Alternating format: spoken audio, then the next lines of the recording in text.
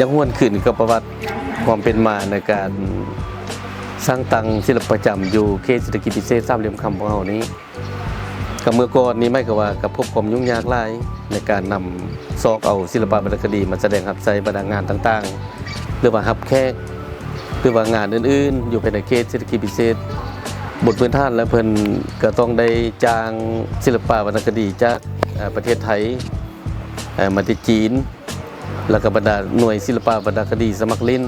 ของศูนย์แผนกแถลงข่าววัฒนธรรมท่องเที่ยวแขวงบัวแก้วนี้แล้วก็บรรดาบ้านแล้วก็โรงเรียนต่างๆจากนั้นเมื่อเห็นความยุ่งยากนั้นเพื่ออำนวยความสะดวกสบายให้แก่ทางเขตพวกเราได้นำเอาศิลปะวรรณคดีไปแสดงรับใช้งานต่างๆนี้ทางคณะการส่งเสริม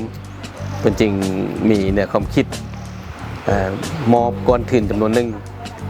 ให้แก่แขวงบัวแก้วก็คือแผนกแถลงข่าววัฒนธรรมท่องเที่ยวเพื่อเป็นการฝึกและก็เต้าโฮมประกาศหับหน่วยศิลปะวรรณคดี